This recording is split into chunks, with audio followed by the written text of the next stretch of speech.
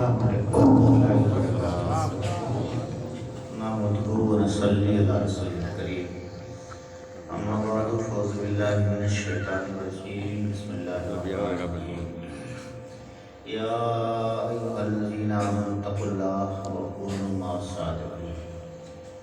صدق اللہ العظیم وصدق رسولہ النبی الامین الکریم، ونحن علی ذلک لمن الشاہدین والشاکرین والحمد للہ رب العالمین۔ حضرات، جشن غریب نواز میں ہماری اور آپ کی سب کی شرکت ہے، اللہ اسے قبول فرمائے آمین۔ میں شکر گزار ہوں آئے ہوئے اپنے مہمانوں کا، ائمہ حضرات، نعت خواں حضرات، نقیب اہل سنت قمرالدین صاحب، اور بالخصوص جناب غلام سرور صاحب مراد آبادی، جو بڑی مصروفیات کے بعد اس سردی میں بھی یہاں تشریف لائے، اور ان کے اندر ایک خاص بات یہ ہے کہ بڑے سادے آدمی ہیں، بہت سادہ ہے۔ آپ سائیکل بھی بیٹھا کے لگے گا 10 کلومیٹر تو چلے جائیں۔ کوئی ہنسنے کے لیے ہم نے نہیں کرا ہے، حقیقت ہے، ورنہ لوگ آج کل کے نعت خوانوں کے بڑے نخرے ہیں کہ لگژری گاڑی میں چاہیے، اسٹیشن سے گھر آنے کے لیے لگژری گاڑی میں چاہیے، چاہے ان کے گھر میں موٹر سائیکل بھی مت ہو۔ ہاں، یہ حالانکہ پھر الحمدللہ اور بڑی تگڑی آواز آج بھی ہے۔ اگر ادھر قمرالدین کی آواز ختم نہیں ہوئی تھی، ان کی بھی آواز ختم ہوئی نہیں۔ اور پھر اسلام آباد میں ہے، مراد آباد میں تو موقع مل گیا۔ خیر، بس وقت میں شکر گزار ہوں آپ سب کا کہ آپ آئے، اور مبارکباد کے قابل ہیں کمیٹی والے، اولیاء مسجد کمیٹی والے، انہوں نے بڑی شاندار محفل کو سجایا، بڑی محنتیں کی ہیں۔ اللہ تعالیٰ ان کی محنت کو قبول فرمائے آمین۔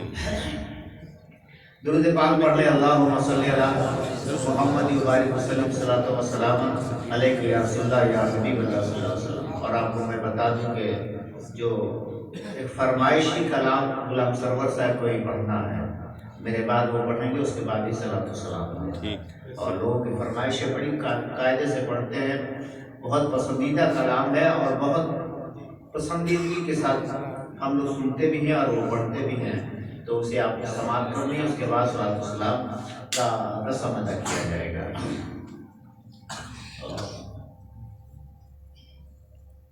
سرور کہوں کہ مالک و مولا کہوں تجھے، باغ خلیل کا بوئے سے بامان تجھے، آقا رضا نے ختم سخن اس پہ کر دیا، خالق کا بندہ خلق کا آقا تجھے۔ اور پھر بارگاہ غریب نواز میں چونکہ جشن ہی کا ہے، تو اجمیر کی سندر نگری میں، اجمیر کی سندر نگری میں ولیوں کے راجہ رہتے ہیں۔ اجمیر کی سندر نگری میں ولیوں کے راجہ رہتے ہیں۔ اس دیش کا یارو کیا کہنا، اس دیش میں خواجہ رہتے ہیں۔ ہاں، ہم لوگ ہندوستانی ہیں، الحمدللہ نبی کریم علیہ الصلوۃ والسلام کی عطا حضرت خواجہ غریب نواز ہندوستان میں ہیں، اور یہ ہمارے جان ہیں، ہم ان سے پیار کرتے ہیں، وہ محبت ہم ان سے کرتے ہیں، ان سے لگن ہے، ان سے شوق ہے، ان سے ذوق ہے۔ اگر دور کوئی نہ جا سکے، اگر مشکل ہے، مصیبتیں ہیں، تنگ دستی ہے، کوئی مکہ اور مدینہ نہ جا سکے، تو اجمیر جا کر کے حضور غریب نواز کے روضے کی زیارت کرے۔ وہاں ایک جنتی دروازہ بھی ہے نا، کچھ لوگ کہتے ہیں جنتی دروازہ کیسے، وہاں پہ کیسے ہو گیا؟ جنت تو کہیں اور ہے، تو جنتی دروازہ وہاں کہاں سے آ گیا؟ ہم نے کہا یار جنتی وہیں رہتا ہے تو دروازہ کہاں رہے گا؟ جنتی وہاں ہے تو دروازہ کہاں رہے گا؟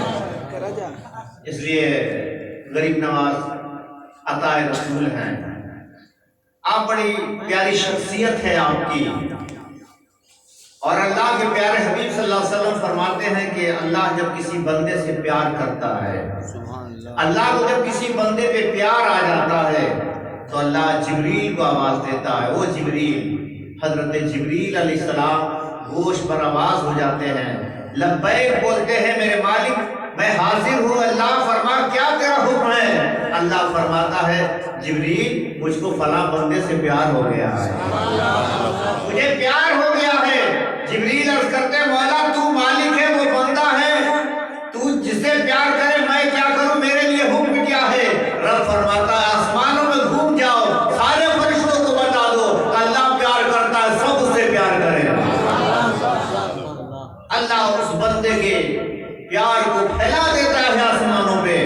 جب بندہ زمین پہ اپنے آپ کو ٹھیک کر لیتا ہے تو اللہ خود بھی پیار کرتا ہے، آسمان میں اس کے پیار کو پھیلا دیتا ہے۔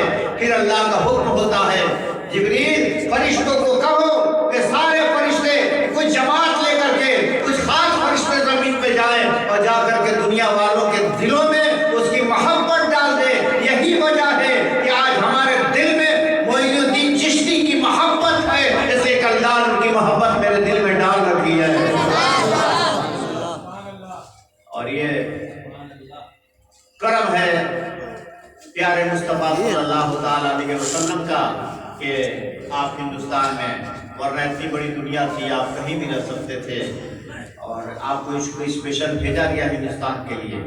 آپ باغ میں رہتے تھے، اپنے باغیچے میں باغبانی کرتے تھے، اور کبھی ایسا ہوتا تھا کہ ان کے باغ کا سارا کام نہ جانے رات میں کون کر کے چلا جاتا تھا۔ صبح آتے تھے کہ پانی وغیرہ ڈالنا ہے تو پتہ ہی نہیں چلتا تھا کہ کون کر کے چلا گیا، دیکھتے کہ پورا باغ سجا ہوا ہے۔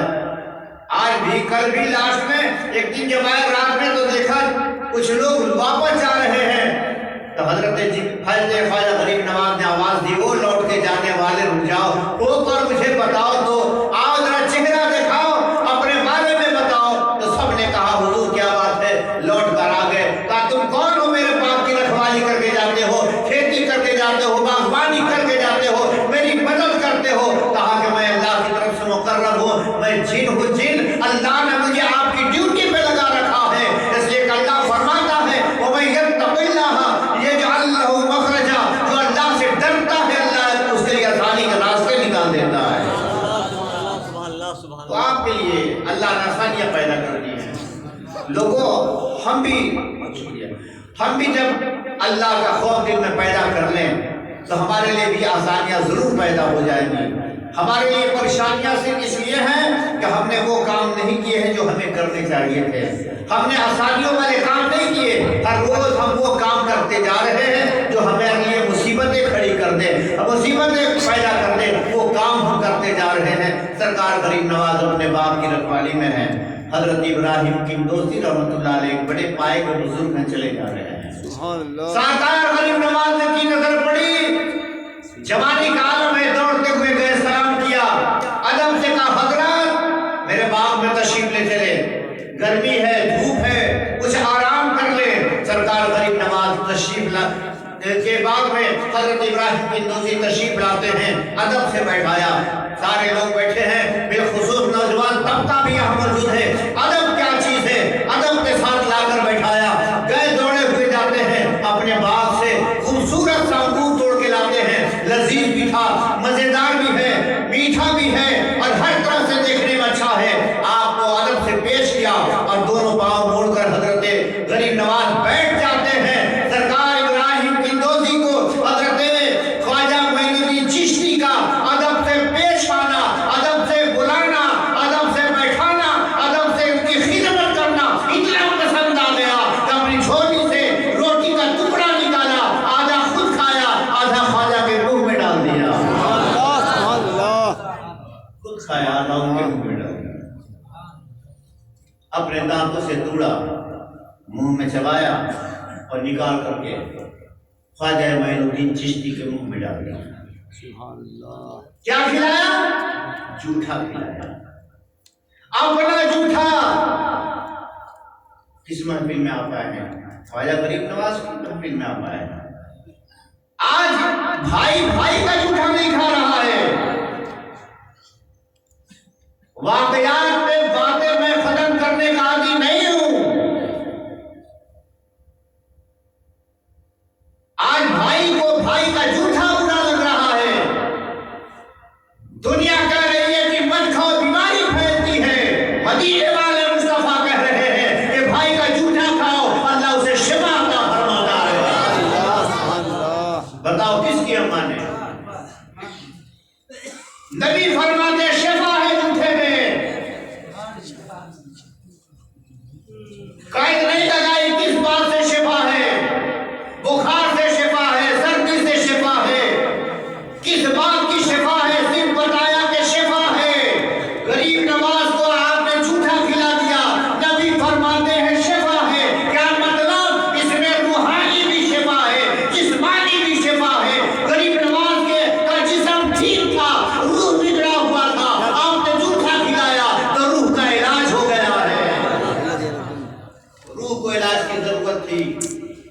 ایک جھوٹے لقمہ نے غریب نواز کی زندگی کو ایسا پلٹا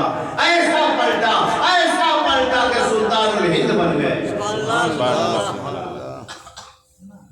جھوٹے سے اجتناب، پرہیز، یہ اسلامی روایت نہیں ہے۔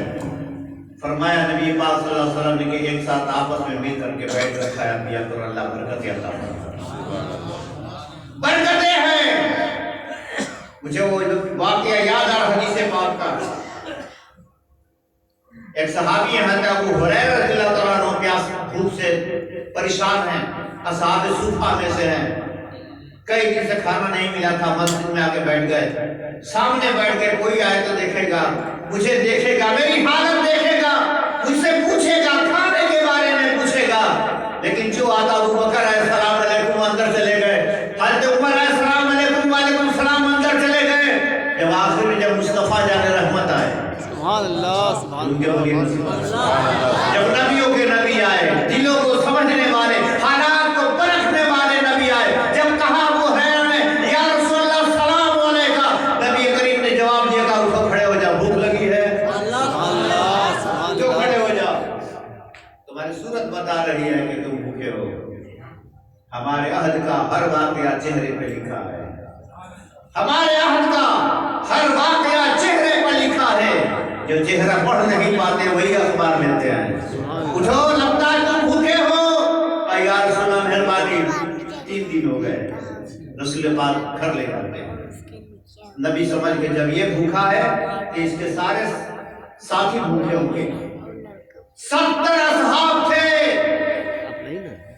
ایک درسگاہ میں بیٹھے رہا، رات دن اللہ اللہ کرتے، نبی سب کو لے گئے، اپنے گھر پہ لے گئے، گھر سے ایک پیالہ دودھ منگایا، آدمی کتنے 70، دودھ کتنا ایک پیالہ، حضور نے بلایا، ابو ہریرہ کو دیا، ابو ہریرہ نے سمجھا کہ لگتا اب ہمیں پینے کو کہا جائے گا، آپ نے فرمایا سب کو باری باری پلاؤ، سب کو پلاؤ، کہتے بھوک ہمیں لگی ہے زیادہ اور ہمیں بعد میں کا سب کو پلا دو، ایک پیالے دودھ میں سب کو باری باری پلایا گیا، سب کو باری باری پلایا گیا، ایک ہی پیالے سے ہوٹھ لگا لگا کر کے، منہ لگا کر کے، جب وہ 90 صحابہ نے پی لیا تو نبی نے فرمایا ابو ہریرہ تم بھی پی لو، یہ جھوٹا کیا جا رہا ہے، قسمت والے کو قسمت والے کا جھوٹا مل جاتا ہے،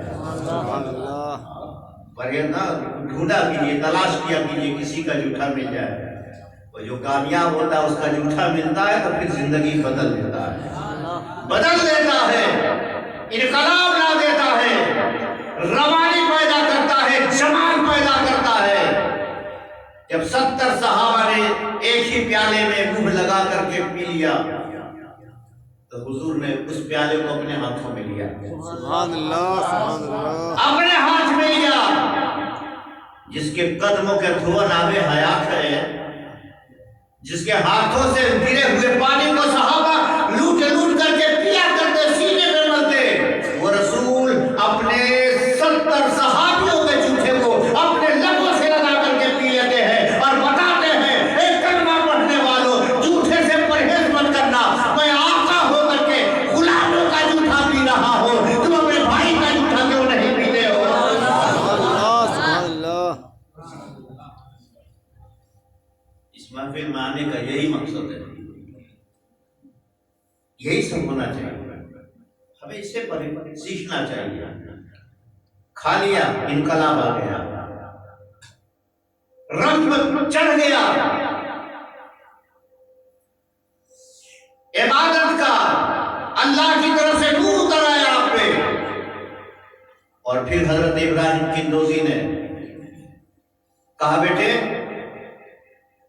تم ایسا کرو کہ ہم تمہاری کیفیت دیکھ رہے ہیں، حضور خواجہ غریب نواز حافظ قرآن بھی تھے، عالم بھی تھے، ایک روایت میں وہ محدث مکہ ہے، مکہ میں حدیث پڑھاتے تھے، 3 سالوں تک آپ نے مکہ شریف میں حدیث کا درس کیا ہے، سبق پڑھایا ہے، سبحان اللہ، سبحان اللہ، حضرت ابراہیم کی دوسری نے کہا ایسا کرو کہ یہاں قریب میں ایک جگہ ہے، کسی نے لکھا ہارون نام ہے اس جگہ کا، کسی نے کہا کہ ہارون نام اس کا، اور دونوں کے لفظ ایک ہی ہیں، ہارون بھی ہو جائے گا، ہارون بھی ہو جائے گا، تو چاہے ہارونی ہو یا ہارون ہو، جگہ کا نام ہے۔ وہاں ایک بزرگ ہیں، شیخ ہیں، عثمان نام ہے انہیں، ان کا جاؤ ان کے پاس، تمہارے دل کی جو پیاس باقی ہے وہی پوری ہو جائے گی، تیری پیاس بجھ جائے گی۔ سرکار غریب نواز گئے، قدموں میں بیٹھ گئے۔ سرکار عثمان ہارونی رحمت اللہ علیہ نے آپ کو اپنا مرید کیا، اپنے ساتھ مکہ لے کر گئے، اپنے ساتھ مدینہ لے کر کے گئے، حضور کی بارگاہ میں کہا یا رسول اللہ علیہ الصلوۃ والسلام، میں اپنا خادم لے کر آیا ہوں، میں اپنا غلام لے کر آیا ہوں، یا رسول کریم، یا نبی اللہ، میرے معین الدین کو قبول کیا جائے۔ کتابوں میں لکھا گیا ہے جب یہ کہہ رہے تھے یا رسول اللہ قبول کیا جائے، معین الدین لے کر آیا ہوں، تو نبی کے قبر سے آواز دی ہم نے قبول کر لیا ہے، اسے ہندوستان میں 21 سال تک آپ اپنے شیخ کی خدمت میں رہے، 21 سال، ایک سال نہیں 21 سال نوکری کی، غلامی کی۔ آپ کے شیخ نے کہا بیٹے دیکھو کس میں، کہا کہ 18,000 دنیا اس میں دیکھ رہے ہیں۔ سبحان اللہ۔ پیر نے کہا اس میں دیکھو کہ 18,000 عرش اس میں، لوح و قلم اس میں، ساری دنیا اس میں دیکھتے ہیں۔ ایک دن کا واقعہ ایسا آیا کہ پہلے کے زمانے میں چولہا کو انگیٹھی بولتے ہیں، چولہا جب مٹی کا چولہا، اٹھانے والا چولہا، روز شام میں ٹھنڈے میں جلواتے تھے، افتاب بیٹھ کے تاپتے تھے۔ کہا بیٹا معین الدین چولہا جلاؤ، چولہا جلا، بیٹھ کے باہر صحن میں تاپتے رہے، پیر بھی تاپ رہے ہیں، مرید بھی بیٹھے ہیں، خواجہ عثمان ہارونی بھی ہیں، حضرت خواجہ معین الدین چشتی بھی ہیں، خادم پیر اور مرید دونوں بیٹھے، کچھ بارش ہونے لگی، کچھ بارش۔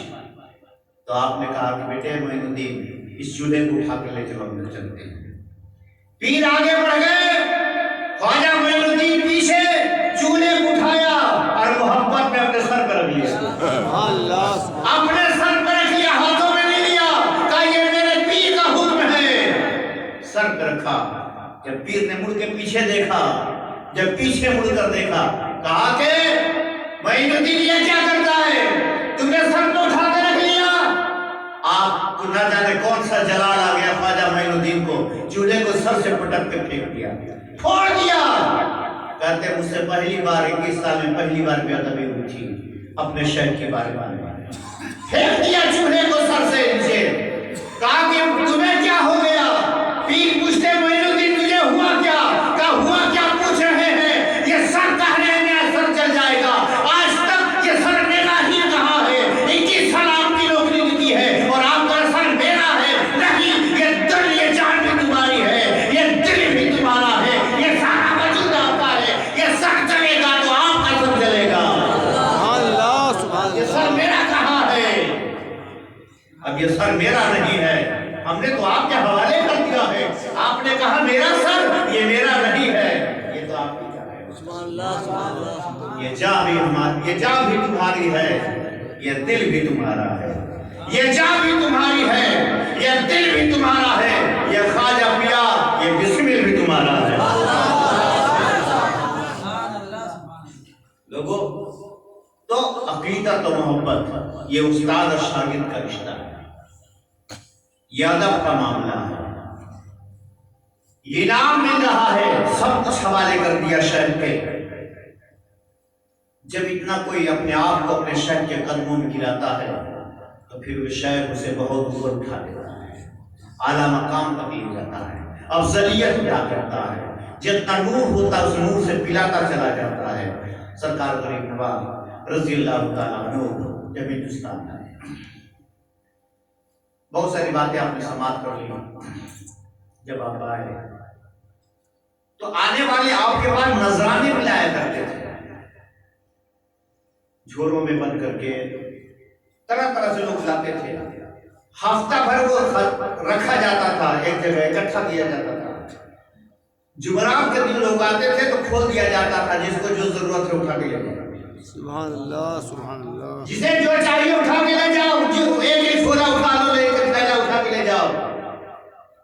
آپ کسی کو روکتے، اعلان تھا، ایک شخص ایسا تھا دل میں کچھ خطور سمایا، اس نے تھیلے میں مٹی بھر دیا اور لا کر تھیلے میں مٹی بھر کے رکھ دیا، رکھوا دیا۔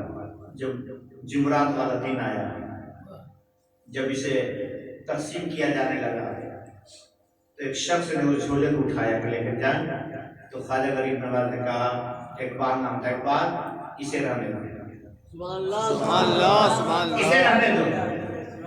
کہا حضور کیوں آج تک آپ نے منع نہیں کیا، اسے رہنے دو؟ کہا رہنے دو۔ کہا کیا معاملہ ہے؟ کہا اس میں میری آنکھوں کا سرما ہے، اس میں میری آنکھوں کا سرما ہے، اسے نہ لے جاؤ۔ کیا مطلب؟ خواجہ غریب نواز کو پتا تھا لانے والا کیا لایا ہے، لیکن خواجہ نے اس کے راز کو فاش نہیں کیا ہے، راز کو کھولا نہیں ہے۔ لانے والا کیا لایا ہے خواجہ کو سب پتا ہے، لیکن خواجہ پھر بھی نہیں کہہ رہے ہیں کہ اس میں کون لایا ہے، مٹی ہے اور کس نے لایا ہے، اس لیے چاہتے تھے کہ لانے والا بڑی رازداری سے لایا ہے، تو چلو اس راز کو راز ہی رہنے دیا جائے۔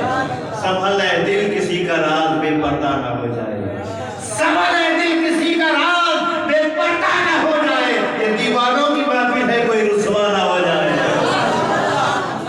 کوئی رسوا نہ ہو جائے۔ اتنا لوگ خیال کرتے تھے، آج ہم کیا، ہم تو راز کھولنے میں لگے ہیں نا۔ ہمارا مشغلہ راز کو کھول دو، کسی کے اوپر کوئی بات کوئی ہے جو اسے پھیلا دو، یہ ہمارا مشن ہو گیا ہے۔ اور پھر بھی ہم غریب نواز کے چاہنے والے ہیں، ہم نے پردہ کیا نہیں کسی کا، ہمیں حکم تھا کہ پردہ ڈالو، پردہ ڈالو، پردہ ڈالو۔ یا رسول اللہ پردہ ڈالنے سے ملے گا کیا؟ کہا کہ لینا چاہتا، کہا ہاں تو یہاں پردہ ڈال دے، اللہ تیرے اوپر وہاں پردہ ڈال دے گا۔ اور کیا چاہیے؟ تو یہاں پردہ ڈال، اپنے بھائی کا، پڑوسی کا، رشتے دار کا، کسی کا بھی تو پردہ کر دے، اللہ تیرے گناہوں کا پردہ قیامت میں کر دے گا۔ اللہ وہاں تجھے، یہاں تو نہیں کھولے گا، اللہ وہاں نہیں کھولے گا۔ لیکن ہم نے یہ کام کیا ہی نہیں، ہم اس کام میں لگے نہیں، ہم دوسرے کام میں لگے ہیں۔ سچے خواجہ کے چاہنے والے ہم تب بنیں گے جب خواجہ کے بتائے ہوئے طریقے پہ چل پڑے۔ سبحان اللہ سبحان خواجہ غریب نواز کے نقش قدم پہ ہم چلیں گے۔ آج جلسے جلوس بہت ہو رہے ہیں، تبلیغ نہیں چلتا، یہ تو روز لوگ جلسے میں جاتے ہیں، تبلیغ نہیں، جلسہ ہو رہا ہے بس۔ اب پہلے جلسہ ہوتا تھا جلسہ پاک، آیا جلسہ سیرت النبی، اب کانفرنس۔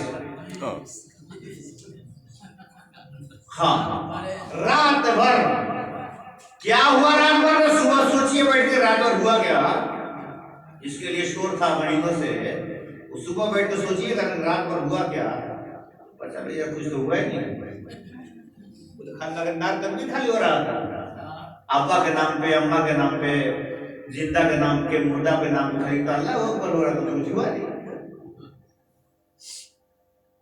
جلسے پہلے ہوتے تھے تبلیغ کے لیے، تبلیغ کے لیے۔ کوئی وقت تھا نا، ایک شیخ تھے بخاری رحمۃ اللہ علیہ، جلسے کا غلام سرور جلسے کا اسٹیج لگا تھا، اور لوگ باری باری قرآن پڑھ رہے تھے۔ حضرت جو تھے خاص، وہ ابھی آنے میں ٹائم تھا ان کے، اور جو خاص ہوتے ہیں وہ بعد ہی میں آتے ہیں۔ تو زیادہ لوگ قرآن پڑھ رہے تھے، حضرت آنے والے تھے، تو ایک بچہ قرآن پڑھنے کے لیے اسٹیج پہ جانے والا تھا، تو لوگ کہہ رہے ہیں ہٹو، ٹائم ختم ہو گیا، ہٹو ہٹو، حضرت آ رہے ہیں، حضرت آ رہے ہیں۔ ادھر سے حضرت آگے بچے کو اتارا جا رہا ہے، بچہ تھوڑا رونے جیسا ہو گیا۔ حضرت نے کہا بیٹے کیوں روتے ہو؟ کہا کہ لوگ مجھے قرآن نہیں پڑھنے دیتے۔ سبحان اللہ کہتے حضرت کا وقت آ گیا ہے۔ حضرت نے ہاتھ پکڑا، کہا بیٹے چلو میں آ گیا ہوں، تم قرآن پڑھو، سبحان اللہ چلو قرآن پڑھو۔ ہاں تو چار سورہ بھی یاد نہیں کہ کوئی نماز نہیں پڑھ پائے گا۔ ہاں چھوٹے چھوٹے کھوجتا، چھوٹ چھوٹ بتائی، مطلب چھوٹ چھوٹ بوٹی نہیں، بڑے بڑے بڑے سورہ نہیں، چھوٹا چھوٹا، واہ، لفافہ چھوٹا ہو جائے تو جھمیلا ہے، لیکن دسترخوان بڑا ہونا چاہیے۔ لوگوں اس قوم کو کہاں لوگ لے کے چلے گئے؟ حضرت نے کہا چلو، بچے نے چڑھ کر کے اسٹیج پہ قرآن پڑھا، जब पढ़ के चुप हो गया, कहा बेटे पढ़ ले, कहा हटाओ, हम कुरान पढ़ते हैं। हजरत ने पढ़ना शुरू किया। अब इस वक्त में कुरान पढ़ने सारे लोग 500 उसमें सिख बैठे हुए थे, 500 थे, और पूरी रात हजरत जो है कुरान पढ़ते गए, कुरान पढ़ते गए, कुरान पढ़ते गए। सुबह का टाइम हो गया, यहाँ तक के अंदर सिखों ने देखा कि अब ये जलसा खत्म होने वाला है, तो एक सिख ने खड़े होकर के कहा, बाबा अपना जलसा बाद में खत्म करना, बाद में, पहले अपने हुसैन का नाना का कलमा हमें पढ़ा के जाना। कलमा पढ़ा दो। 500 सिखों ने उस जलसे में कुरान पढ़ा, कलमा पढ़ा। तो पहले का जलसा इसलिए होता था ताकि तबलीग कर दिया जाए, अच्छाई फैलाई जाए। आज के जलसे का ना आगे समझ में आता है, कुछ समझ में नहीं आता जलसे हुआ क्या। अगर वो राजधानी से आया है तो बड़ा शहर है, और इनकी तरह कोई आया तो छोटा शहर। अगर जो राजधानी से आया वो तो आज बड़ा था ही, लेकिन पता चला कि उसके बाद वो प्लेन से आ गया, एयरप्लेन से, तो अलो आप ही छोड़ दो भाई, वो बड़का आ गया। लोगों ने ये कोई लिमिट नहीं है, ये लिमिट नहीं है। इश्क नबी जिसके दिल में जितना ज्यादा है वो सच्चा है, वो ही बड़ा है। जो अल्लाह से डरने वाला है वही बड़ा है। आवाज की बुनियाद पे अगर हजरत बता रहे थे कि करामत की बुनियाद पे कोई बली नहीं होता है, तो मुझे कहने दिया जाए आवाज की बुनियाद पे ना कोई शायर होता है, ना आवाज की बुनियाद पे कोई मुकद्दिम होता है, ना आवाज की बुनियाद पे कोई अनाउंसर होता है। अगर कोई होता है जब दिल में नबी की मोहब्बत होगी तो आशिक़े मुस्तफा भी होगा, आशिक़े खुदा भी होगा। लंबे लंबे नामों से कोई बड़ा नहीं हो जाता। उसके अंदर क्या है? आलिम कौन है? अक्सर आपने सुना होगा आलिम को देखो, चेहरा देखो, उनका सवाब का काम है, आज है सवाब का काम है। लेकिन कुरान से पूछो आलिम कौन है? इन्नमा यख्शल्लाह मिन इबादिहिल उलमा। आलिम वो है जो अल्लाह से डरता है, वो है जो अल्लाह से डरता है। हमें उस पर काम करनी चाहिए, हमें उस पर लगना चाहिए। गरीब नवाज का तरीका क्या था तबलीग का? सुनिए, आप अपने शागिर्दों को, मुरीदों को लेकर निकल पड़े। वो देहातों में, दूर के इलाकों में चले जाते थे, जहाँ एक भी मुसलमान नहीं होते थे, और जाके गांव वालों के पास जाके एक आदमी जाता, वो गांव वालों हम तुम्हारे गांव के बाहर पड़ाव डाल लेते हैं, ठहर जाते हैं, 1-2 दिन रहेंगे, अपना फिर चले जाएंगे। तरीका देखो इस्लाम का, ठीक है। कोई लग रहा है, अब वो लोग आते कि ये लोग करते क्या है ये मुसलमान, तो दूर से पहले देखते, दूसरा दिन हुआ तो कुछ और करीब आ गया।